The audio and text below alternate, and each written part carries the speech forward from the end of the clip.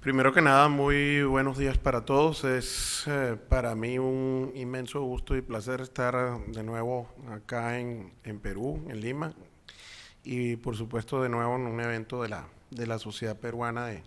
Enfermedades Infecciosas luego de este hiato pandémico, que por cierto, pues como también comentaré, tiene relación y ha tenido impacto en el contexto específicamente del tema al cual me voy a referir. Rápidamente, tengo algunos conflictos de interés por declarar en relación a la temática, en particular el de mayor importancia, y algunos son más que conflictos de interés, agradecimientos a las entidades que han financiado múltiples de los proyectos de investigación que se derivan en relación a lo que voy a comentar. El caso de que actualmente soy consultor de la empresa Takeda, que desarrolla una de las vacunas justamente para el caso de dengue. Pero yo quiero empezar a hablar justamente y tratando de ser concisos con el tiempo que tenemos para esta presentación, en relación justamente que cuando hablamos de enfermedades transmitidas por vectores, ya se estaba hablando obviamente de leishmaniasis, ahora vamos a hablar de enfermedades transmitidas por vectores, pero de etiología, en este caso viral, que son de hecho de una altísima frecuencia.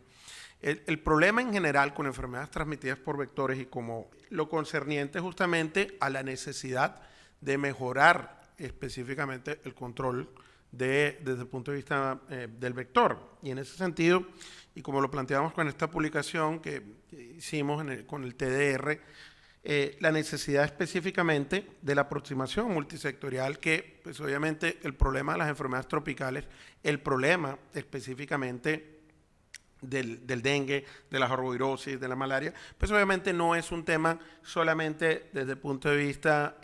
sanitario, sino que es un problema de carácter social y obviamente compromete no solamente a las arbovirosis, como decía, sino múltiples otras enfermedades transmitidas por vectores, por ejemplo, de etiología parasitaria, donde también es muy importante tener en cuenta los múltiples determinantes, incluyendo los determinantes sociales, los determinantes ambientales, que obviamente en todo esto se tiene, ¿no? En los últimos años, particularmente en América Latina, ha habido cambios de gran importancia desde el punto de vista de lo que tiene que ver con el tema justamente de las arbovirosis, y han llegado arbovirosis del continente africano, del continente asiático, especialmente del Pacífico, donde por ejemplo enfermedades como Zika han tenido una gran importancia, recordando además que pues obviamente esto llega hoy en día a muchos lugares, por ejemplo Europa hoy en día ha tenido una gran importancia también de la transmisión, no solamente de casos importados, sino autóctona de muchas enfermedades transmitidas por vectores, incluyendo especialmente el caso de dengue, pero no solamente el caso de chikungunya, el caso de Zika, donde se han presentado por condiciones climáticas esta situación. En este caso particular, pues vale la pena recordar que, pues por supuesto, hemos tenido también a lo largo del tiempo múltiples epidemias de dengue, de fiebre amarilla. Tenemos el caso de alfavirus autóctonos como Mayaro, que de hecho, por ejemplo, en países como Perú, como Brasil, incluso Venezuela, tienen gran importancia, pero por supuesto, el caso de chikungunya, que empieza a tener preocupación para nosotros, especialmente después del año 2013, especialmente en el 2014 y 2015, con la gran epidemia que tuvimos en muchos países de Latinoamérica, y lo concerniente, por ejemplo, con el caso de Zika, que sobre todo pues, hay que recordar que fue declarado en 2016 una emergencia sanitaria de preocupación internacional, como lo es, de hecho, en este momento el caso específicamente de la viruela del mono, y en el caso de Zika, pues por su asociación con Guillain-Barré y especialmente la microcefalia, y luego lo que conocimos como el síndrome congénito por Zika. Pero yo creo que este es un viejo enemigo que vale la pena recordar, fiebre amarilla. Fiebre amarilla sigue siendo un problema muy importante en el continente africano, como por supuesto lo es en Latinoamérica. El año pasado particularmente se presentó esta situación de reemergencia en Venezuela, luego de un periodo de tiempo importante sin reportar casos, se vuelven a reportar casos, y en este caso muy asociado en el escenario de este país con la crisis que de hecho ha conllevado la reemergencia no solamente de arbovirosis, sino de otras zoonosis virales, el caso de la fiebre hemorrágica venezolana, malaria, entre otros.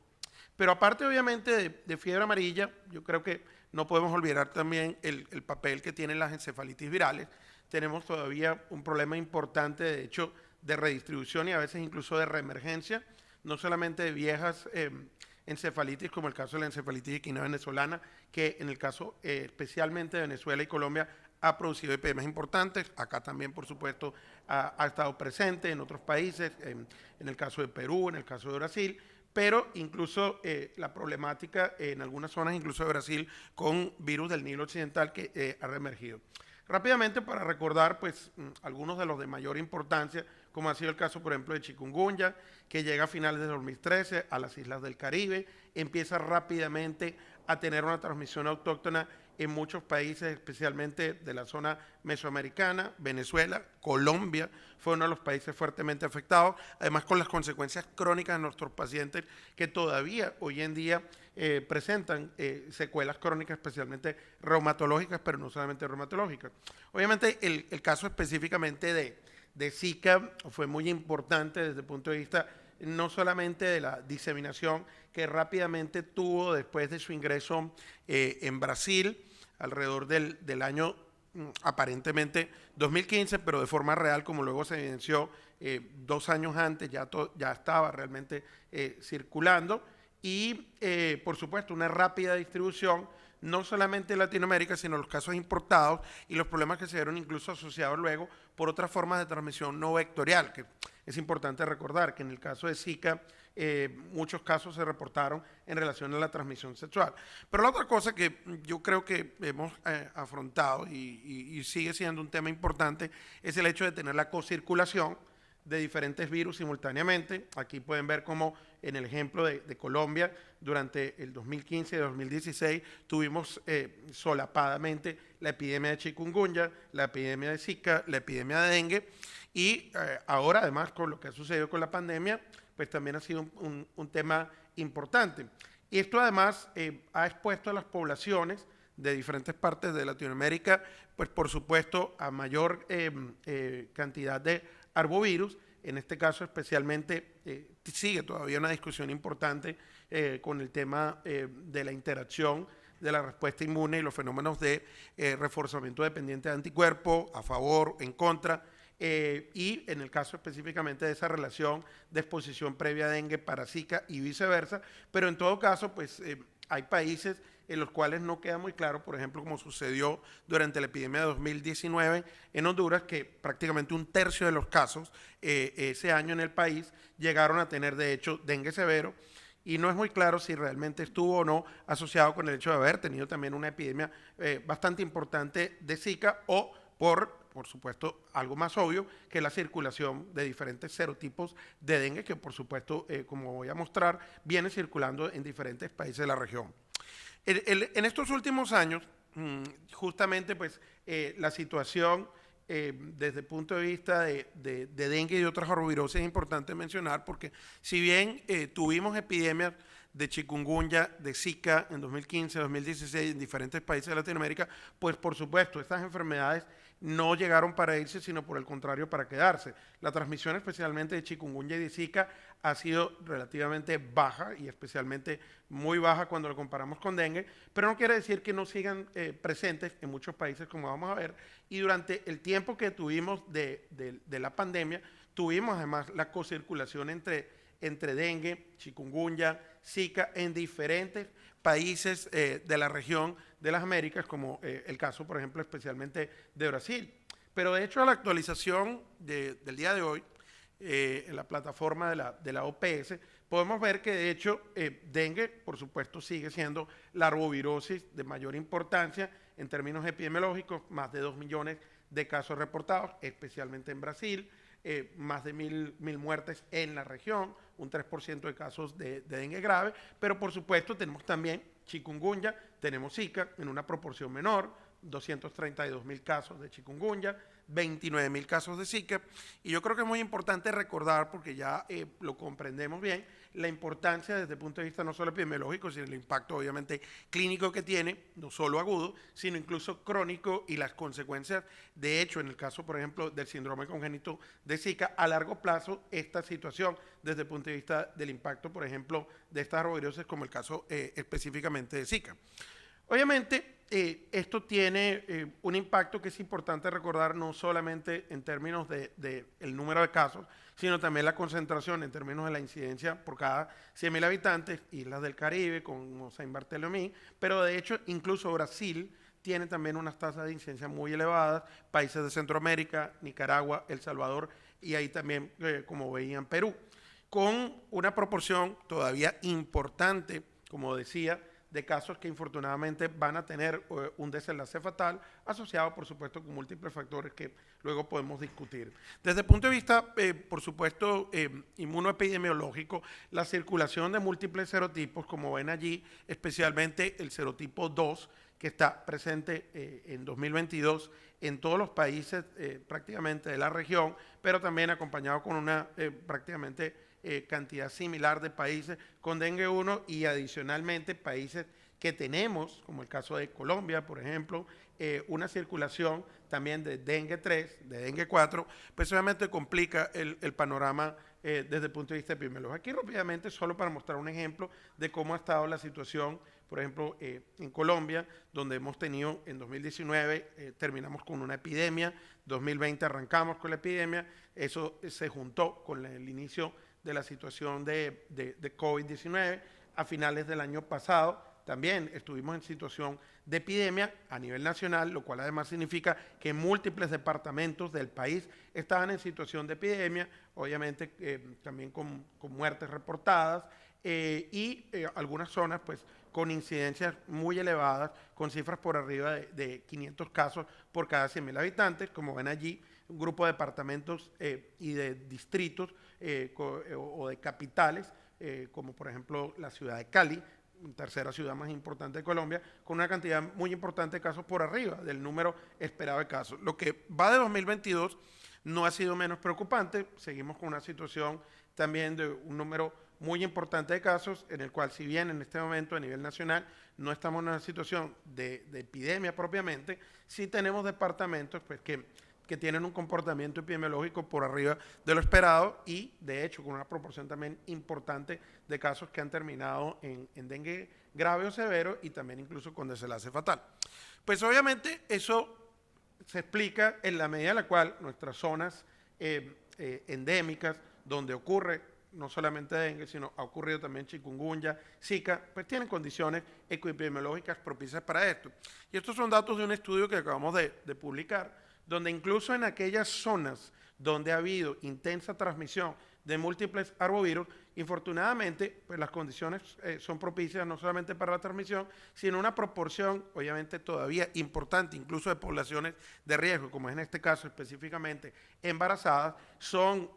todavía susceptibles desde el punto de vista de la evaluación inmunológica, donde pues acá, por ejemplo, la seroprevalencia de dengue está en el 83%, 86% Zika, un 29.6% en una zona endémica de la región del eje cafetero en Colombia. Entonces, la amenaza, por supuesto, de los arbovirus no es solamente dengue, chikungunya y zika, ¿no? Sino que como estamos diciendo, y ya mencionamos el caso de fiebre amarilla, tenemos mayaro, tenemos oropuche, pero poco se habla, por ejemplo, de otros arbovirus que potencialmente pudieran llegar incluso de otros continentes, del continente africano, John, el caso de encefalitis japonesa, West Nile, que ya ha tenido un ingreso importante en América Latina, entre muchos otros arbovirus que están presentes. Mayaro, a veces un poco olvidado, descuidado, no tomado en cuenta y sin embargo cuando hacemos los estudios se termina encontrando y esto ha sucedido en países como Brasil, ha sucedido en países como Colombia. Pero recordar por ejemplo otros que no los tenemos tan presentes como el caso por ejemplo específicamente de virus John o de Ross River, Simbis, Usutu, entre otros. Y recordar que la transmisión por supuesto de arbovirus epidemiológicamente es predominantemente por vectores, pero eso no quiere decir que no tengamos otras formas de transmisión, como de hecho el caso de transfusiones, relaciones sexuales, etcétera, que pueden tener importancia y que en el caso de Zika se empezó a tener muy presente. Además, ciclos complejos en zoóticos con participación de animales, en los cuales muchos de ellos tienen un aspecto muy importante desde el punto de vista zoonótico, vectores además que se van añadiendo. Ahí, pues, por ejemplo, se menciona Egypti y Yellow Victus, pero ahora tenemos en el continente también, a nivel por lo menos insular, en islas del Caribe, un tercer vector, como es el caso, por ejemplo, de Devitato. Si todo lo anterior, por supuesto, no era complejo para la situación de arbovirus, COVID no llegó para facilitar las cosas, sino lo contrario, después de la aparición del COVID a finales de 2019, su detección y su amplia distribución a nivel global, que nos puso en situación, además de pandemia, pues por supuesto esperábamos que esto pudiera también tener un impacto considerable, no solamente desde el punto de vista epidemiológico en general, sino por ejemplo en el caso de América Latina, particularmente donde sabemos el gran impacto que en países como Brasil, como Perú, como Colombia, por supuesto la enfermedad tuvo, arrancando con casos importados desde Europa, países como Italia especialmente, y ya después de marzo de 2020, pues teníamos una situación muy importante en la región a partir de este comportamiento epidemiológico. Por supuesto, con una realidad previa muy importante, distinta en cada país, pero donde estábamos con situaciones de epidemia de dengue, de sarampión, de situación de malaria, otros arbovirus y un comportamiento pues que a lo largo de esta situación de la pandemia, ya más de 600 millones de casos, por supuesto, podía tener en el impacto de lo que era el comportamiento epidemiológico en la región con respecto, por ejemplo, a empezar a tener otra enfermedad que puede producir manifestaciones clínicas que pueden incluso solaparse con el comportamiento de lo que tiene que ver con dengue y otros arbovirus. Ese conocimiento previo de la situación crítica en algunos países, incluso con limitaciones desde el punto de vista del sistema de salud, como lo planteamos al principio de la pandemia, qué va a pasar, por ejemplo, con una enfermedad que ya se sabía que iba a requerir también manejo en unidades de cuidado intensivo, como el caso, por ejemplo, de COVID, y lo que pudiera ocurrir en un momento en el cual, de hecho, muchos países de América Latina estábamos en una situación de epidemia de dengue. Este fue, por ejemplo, el caso de Ecuador, pero también, no solamente en América Latina, muchos países del sudeste asiático, y esto es un estudio que publicamos con colegas de Bangladesh, afrontaban esta situación. Nosotros en el caso de Colombia, muy rápidamente, empezamos a preocuparnos por esta situación de este solapamiento epidemiológico, porque de hecho, especialmente en zonas de alta transmisión de dengue, mencionaba el caso, por ejemplo, de Cali, pues empezamos a observar, como se ve allí en la gráfica inferior izquierda, que estábamos teniendo una alta incidencia, no solamente de dengue, sino empezó también a tener un problema importante desde el punto de vista de lo que tiene que ver con el COVID, con los problemas que esto implica en, primero que nada, el diagnóstico diferencial y luego lo que de hecho planteamos desde ese inicio, la posibilidad de que se presentasen coinfecciones, cosa que pues obviamente no era algo inesperado y se empezó de hecho desde el punto de vista epidemiológico en la vigilancia a encontrar. En 2020 tuvimos más de 1.300 casos de coinfección entre dengue y SARS-CoV-2, para 2021 más de 2.800 y por supuesto esto ha ido en aumento desde el punto de vista acumulativo. Incluso 2022 todavía seguimos teniendo casos de coinfección, felizmente saliendo ya un número menor de casos de COVID, pero de hecho en algunas partes en aumento en relación con el comportamiento de dengue. Cosa que por supuesto no fue solamente reportada en Colombia, países como Brasil empezaron a observar, se planteó incluso acá en Perú tempranamente esta situación de ese solapamiento entre las dos condiciones, pero en realidad fue a mediados del 2020 que se reportaron y documentaron bien en la literatura los primeros casos de coinfección, como fueron en las islas francesas de Mayotte y La Reunión, donde se hicieron estos dos primeros reportes, pero por supuesto, acá en América Latina era de esperar que íbamos a tener esta situación. El grupo de Radisic en Buenos Aires reportaron este primer caso, luego en la isla de Guadalupe, en el Caribe de Latinoamérica, un segundo caso, y nosotros reportamos también el año pasado este caso en Colombia de coinfección entre SARS-CoV-2 y dengue, y empezaron a aparecer más casos, de hecho, en diferentes países. Estos son 2 casos de Cali, uno identificado inicialmente como COVID, el otro inicialmente identificado como dengue, pero resultaron en realidad ser casos de coinfección. Y justamente la discusión ahí estaba con la diferenciación, no solamente desde el punto de vista clínico, sino también desde el punto de vista de los parámetros de laboratorio, qué variables ayudaban un poco a entender la diferenciación entre casos de COVID, casos de dengue, casos de coinfección. Y quizás este estudio que publicó el doctor Fernando Rosso de Cali es uno de los interesantes en el American Journal of Tropical Medicine, donde plantea justamente, comparativamente, que el contagio de blancos, neutrófilos, NLR, el contagio de plaquetas y las transaminasas pueden tener utilidad para ayudar a diferenciar esto. Pero fueron aumentando los estudios y este es el reporte que hizo en Emerging Infectious Diseases nuestro buen amigo, y esta es la fotografía, que estuvimos con él la semana pasada en Buenos Aires, del doctor Martín Strejewski, del CEMIC, en la primera serie de casos de SARS-CoV-2 dengue, donde ellos no tuvieron, felizmente, ningún caso que ameritara manejo en cuidados intensivos, no tuvieron ningún caso grave. La misma situación con una serie similar de 13 casos de Heidi Schulte en Brasil, reportada en el BNC Infectious Diseases, pero luego de esto es importante ver que este estudio, precisamente hecho acá en Perú, en el cual la doctora Bonilla y mi persona colaboramos con el grupo del doctor Jorge Luis Mejía, Cristian Díaz y otros colegas en Chiclayo, ha sido hasta ahora, sigue siendo, la serie más grande, ya un estudio descriptivo, de casos de coinfección entre dengue y COVID-19, y donde pueden ustedes apreciar, pues es el primero en el cual infortunadamente se reportan desenlaces fatales asociados con la coinfección, en este caso en un 28%, que son 14 de 50 pacientes, los cuales, pues por supuesto, también un poco recordar el perfil de la coinfección y del COVID, en relación a la presencia de comorbilidades, factores de riesgo que obviamente de por sí para el COVID sabemos que estaban asociados con desenlaces fatales y bueno, también obviamente el problema en dengue grave. Pero esto se ha venido reportando además posteriormente otros casos esporádicos de desenlaces fatales, como esta adolescente en Asia que tuvo coinfección y tuvo asociada una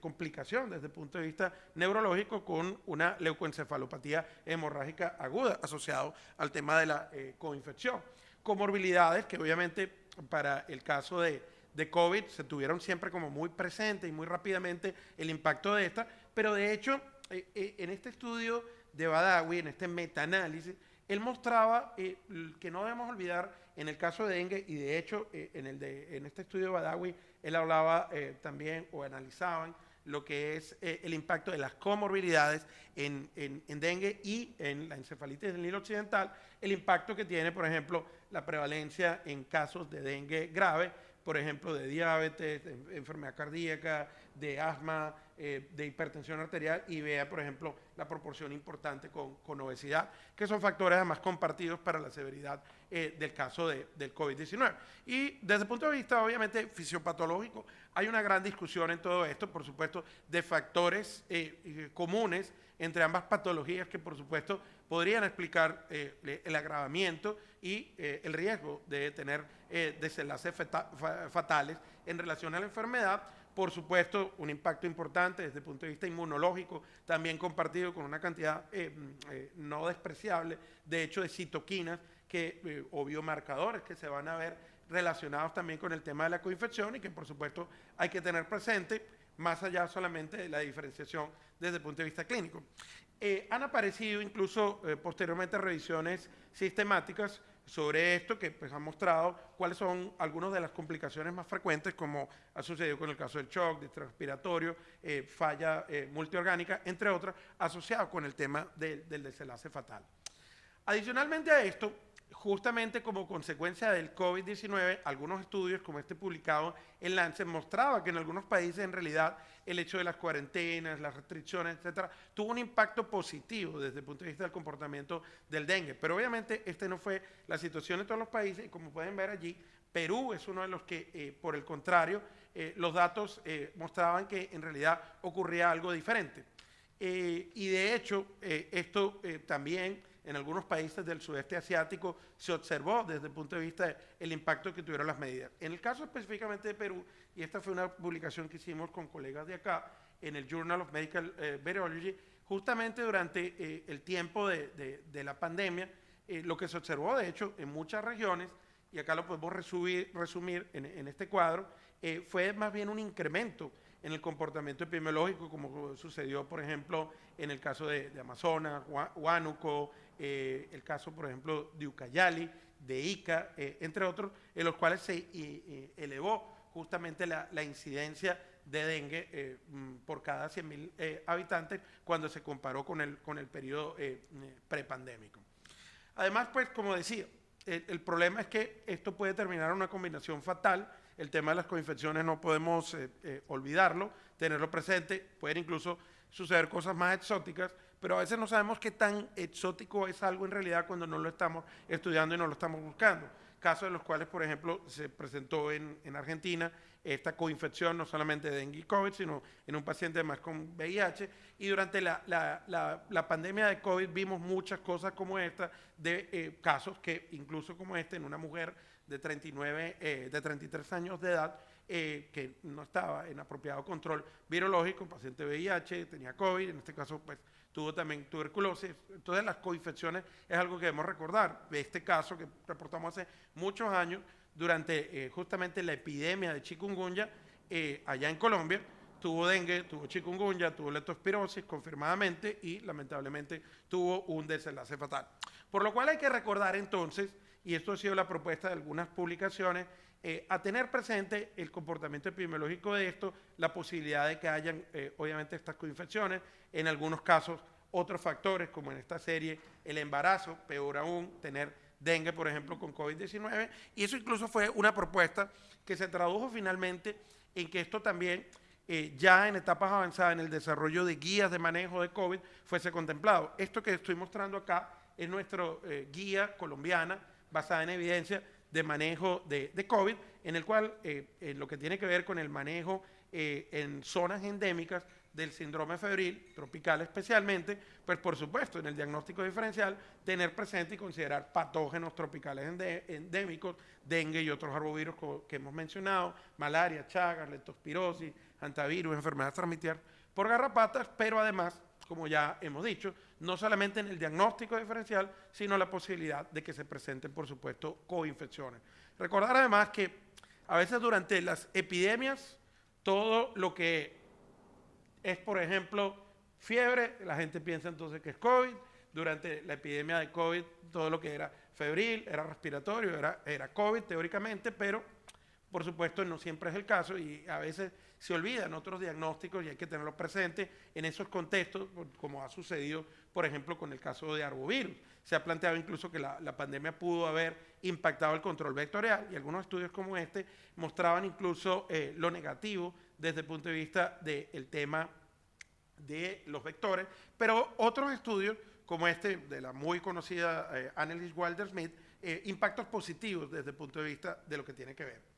Adicionalmente, y para ir terminando, pues el otro aspecto interesante con esto es el tema de tener cuidado, porque a veces si nos confiamos desde el punto de vista de diagnósticos solamente serológicos, especialmente para el caso de arbovirus, tenemos el problema de que muchos estudios tempranamente empezaron a reportar en menor o en mayor frecuencia un riesgo de reacciones cruzadas. Se reportó en Asia, se reportó en Brasil, este estudio en Puerto Rico, y de hecho se reportó también no solamente para dengue, sino con otras enfermedades tropicales y el COVID, y esto planteaba pues la necesidad de tener presente que pudieran haber reacciones cruzadas, por ejemplo también no solo con dengue. Este es un estudio en Colombia donde se mostró un 26% de cero positividad a COVID en pacientes que tenían previamente demostrado infección por Zika, y en este estudio en Brasil específicamente para el caso no solamente de dengue y chikungunya. Entonces finalmente hay que tener presente además con todo esto pues, que en las arbovirosis van a seguir, vamos a volver a tener epidemias, no solamente de dengue, podemos volver a tener epidemias, por supuesto, de chikungunya y Zika, que es decir, de fiebre amarilla, que durante la situación de la pandemia además se tuvo un problema también importante en algunos países por problemas también de la disminución de las coberturas de vacunación, y esto fue, por ejemplo, lo que reportaba Brasil, que pudo haber sido un impacto importante. Además, en general, no solamente fiebre amarilla, como lo reportábamos en este editorial el año pasado, el problema justamente de que la pandemia de COVID nos impactó negativamente todas las coberturas de vacunación de rutina y más aún otras que no son de rutina, como sería, por ejemplo, el caso de fiebre amarilla para algunas zonas. Termino además con este mensaje porque pues yo decía, cuando es epidemia de COVID, todo es COVID, ahora todo rash pretende ser, por ejemplo, viruela del mono, y por supuesto tenemos una situación de viruela del mono muy importante en Latinoamérica, en países como Brasil, como Colombia y acá especialmente en Perú, pero obviamente no todo rash y sobre todo hay que diferenciar muy bien ese rash maculopapular de la arbovirosis versus ese rash vesículopapular, la evolución del rash que ocurre en el caso específicamente de viruela del mono y sobre todo la localización que se está viendo en una proporción muy importante de casos a nivel genital. En el caso de la viruela del mono, pues hay que tenerlo presente y hacer este tipo de comparaciones como esta que hicimos en este editorial que acabamos de publicar en una revista justamente de acá de Perú, en la revista del Cuerpo Médico del Hospital Nacional Almanzora Guinaga Asenjo de Chiclayo, Perú, pues sirven un poco para orientar inicialmente, recordando además que pudiéramos llegar a tener, aunque no he conocido ningún caso, no hemos tenido ningún caso en Colombia, ni está publicado en la literatura, también la posibilidad de que se presenten, obviamente en zonas endémicas, situaciones incluso de coinfección entre viruela del mono y arbovirus. Se ha presentado, obviamente, en viruela del mono coinfecciones con VIH, con otras infecciones de transmisión sexual, y de hecho incluso también hay reportes recientes de VIH, COVID y viruela del mono. Entonces, pues esto hay que tenerlo presente, son posibilidades. Debemos mejorar el control vectorial. Cuando hablo de arbovirus me gusta empezar y terminar mencionando esto porque, pues, obviamente es uno de los puntos críticos en relación a esta problemática. Solo una diapositiva para recordar que, por supuesto, tenemos vacunas y en ese orden de ideas, pues, están avanzando. Está la vacuna de Envaxia de Sanofi, pero también, por supuesto, está justamente en este proceso, luego de estudios que realmente, y salvando obviamente el conflicto de interés ya mencionado, nos muestran muy buena eficacia en los estudios de fase 3, lo que ha sido la vacuna de dengue tetravalente de Takeda, que de hecho ya en algunos países ha recibido aprobación y de hecho muy probablemente vamos a tener muy buena información en los próximos meses en muchos países de Latinoamérica con respecto también a su aprobación que en estos momentos está en evaluación. Debemos seguir preparándonos. ¿Cuál será la próxima epidemia asociada también con arbovirus? Bueno, esa es una interrogante. Hace parte, obviamente, estas arbovirosis del grupo de enfermedades que son emergentes, reemergentes, de transmisión vectorial zoonótica, que afectan especialmente poblaciones más vulnerables. Vivimos al filo de esta situación y, por supuesto, debemos siempre actuar en pro de la prevención y el control de las arbovirosis. Termino agradeciendo a la red de colaboración en Zika y otros arbovirus que tenemos en Colombia, la red latinoamericana de COVID. Los interesados tenemos siempre información actualizada de nuestros eventos en la Asociación Colombiana de Infectología, así.org, y esta es mi última diapositiva que les quiero mostrar aquí, la bella ciudad perdida en la Sierra Nevada de Santa Marta. Como decía en Pereira el poeta Luciano García Gómez, en Pereira no hay forasteros, todos somos pereiranos. Es una invitación a ir a Colombia, al eje cafetero, ya ahorita en esta reapertura. Y bueno, allí me acompaña en la fotografía mi esposa, que también me acompaña presencialmente en esta presentación que se la dedico a ella. Muchísimas gracias.